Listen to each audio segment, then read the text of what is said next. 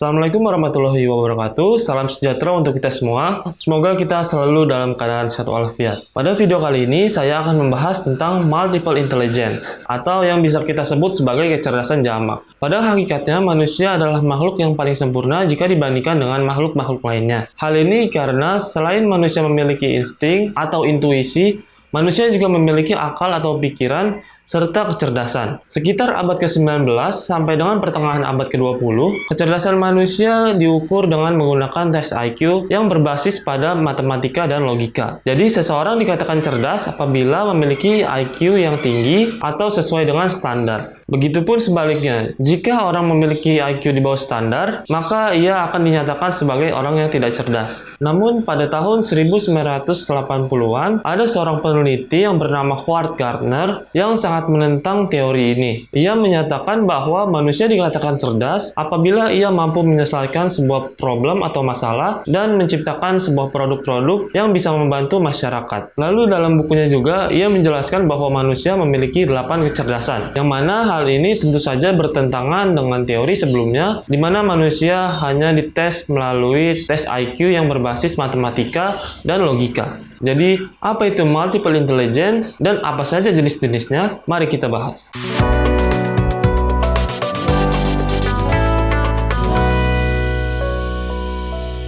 Jadi secara sederhana, multiple intelligence adalah sebuah kecerdasan yang bermacam-macam yang dimiliki oleh setiap manusia, di mana kecerdasan ini digunakan untuk menyelesaikan sebuah masalah atau problem yang berada di masyarakat. Jadi, seperti yang saya sebutkan di awal, bahwa menurut Howard Gardner, seseorang dinyatakan memiliki kecerdasan jika ia mampu menyelesaikan banyak permasalahan yang tersedia di masyarakat. Adapun jenis-jenis multiple intelligence yaitu berjumlah 8 buah, tetapi saat ini sudah bertambah 1 sehingga seluruhnya berjumlah 9 buah. Kecerdasan yang pertama adalah kecerdasan linguistik. Sesuai namanya, orang yang memiliki kecerdasan ini biasanya ia pandai dalam berkata-kata dan mampu menyerap berbagai bahasa asing dengan cepat jika dibandingkan dengan orang-orang lainnya. Lalu selanjutnya, orang ini juga bisa menilai ejaan atau tata bahasa yang disampaikan maupun yang tertulis dalam sebuah buku. Selanjutnya yaitu kecerdasan logika matematis. Orang-orang yang memiliki kecerdasan ini biasanya ia mampu berlogika dengan baik dan juga ia pandai dalam matematika. Selanjutnya yaitu kecerdasan spasial visual. Kecerdasan ini biasanya terdapat pada orang-orang yang memiliki jiwa seni yang tinggi, di mana ia mampu mengabstraksikan berbagai hal dan menuangkannya dalam bentuk gambar. Yang keempat yaitu kecerdasan kinestetik tubuh. Orang-orang yang memiliki kecerdasan ini biasanya memiliki passion di bidang olahraga maupun berbagai hal yang menggunakan kegiatan fisik, seperti menari. Orang-orang dengan kecerdasan ini biasanya selalu aktif dan biasanya menggunakan gestur tubuh jika sedang berbicara. Lalu mereka juga biasanya tidak mudah lelah jika sedang melakukan kegiatan fisik tersebut. Selanjutnya yaitu kecerdasan musikal. Seperti namanya, berarti orang-orang ini memiliki kecerdasan dalam bentuk musikal, seperti pandai dalam bermain alat musik, menentukan nada, dan lain sebagainya. Selanjutnya yaitu kecerdasan interpersonal. Orang-orang dengan kecerdasan ini biasanya memiliki ciri khas yaitu mampu memahami orang lain dengan sangat baik, baik itu dalam bentuk pendapat maupun perasaan orang lain. Mereka juga biasanya merupakan orang-orang yang bisa menjadi pendengar yang baik, sehingga orang-orang ini biasanya lebih mudah dekat dengan orang lain. Selanjutnya kecerdasan intrapersonal. Berbanding terbalik dengan interpersonal, kecerdasan ini merupakan kecerdasan di mana seseorang bisa memahami dirinya sendiri. Ia juga biasanya lebih mandiri dan tidak bergantung dengan siapapun. Lalu yang kedelapan adalah kecerdasan naturalis. Orang-orang dengan kecerdasan ini biasanya senang berada di alam terbuka, lalu ia juga biasanya tertarik dengan tumbuhan maupun hewan. Lalu yang terakhir adalah kecerdasan eksistensial. Kecerdasan ini bisa membuat orang menyadari dan menghayati dirinya sendiri serta tujuan hidupnya. Kecerdasan ini juga biasanya berkaitan dengan kecerdasan spiritual, di mana orang-orang seperti ini biasanya memiliki tujuan hidup yang jelas, sehingga ketika ia di dunia, maka ia akan berlaku sebaik-baiknya sebagai manusia. Sehingga itu akan menjadi bekalnya untuk menghadapi Tuhan yang Maha Kuasa.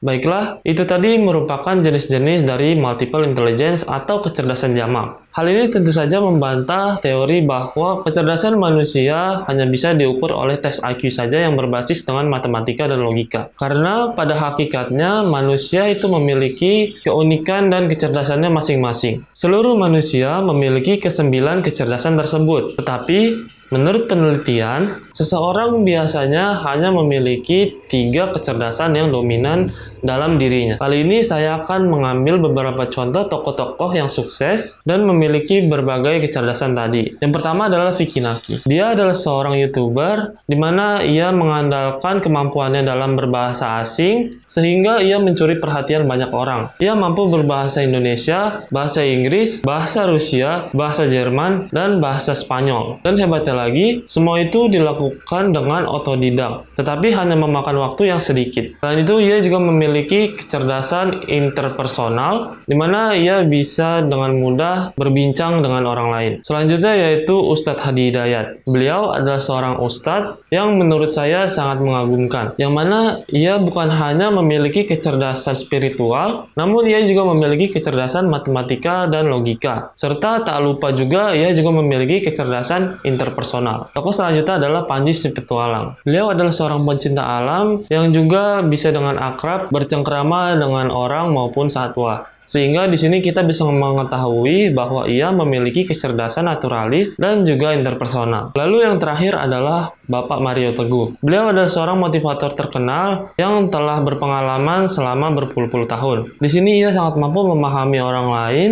tetapi di sisi lain ia juga sangat memahami dirinya sendiri. Karena seseorang tidak akan menjadi motivator jika ia belum menerima dirinya sendiri. Selain itu, ia juga memiliki kecerdasan linguistik karena dapat dilihat dari cara ia berbicara dan pemilihan kata-katanya. Baik itu tadi tokoh-tokoh terkenal yang telah terbukti memiliki kecerdasan bukan hanya satu, tetapi memiliki kecerdasan yang kompleks. Terakhir, saya ingin mengutip perkataan dari Albert Einstein, seorang ilmuwan yang sangat terkenal. Ia pernah berbicara seperti ini, "Jangan pernah Anda mengajari ikan untuk memanjat pohon." Kutipan ini memiliki makna yang sangat dalam, di mana ia bisa dibilang sangat setuju dengan Howard Gardner yang menyatakan bahwa manusia itu memiliki kecerdasannya masing-masing. Manusia memang bisa belajar, namun alangkah baiknya jika kita bisa memaksimalkan potensi yang kita miliki. Baik, saya kira itu saja video kali ini. Terima kasih sudah menyimak, semoga video ini bermanfaat. Jangan lupa klik like, komen, dan subscribe. Sampai jumpa di video selanjutnya. Wassalamualaikum warahmatullahi wabarakatuh.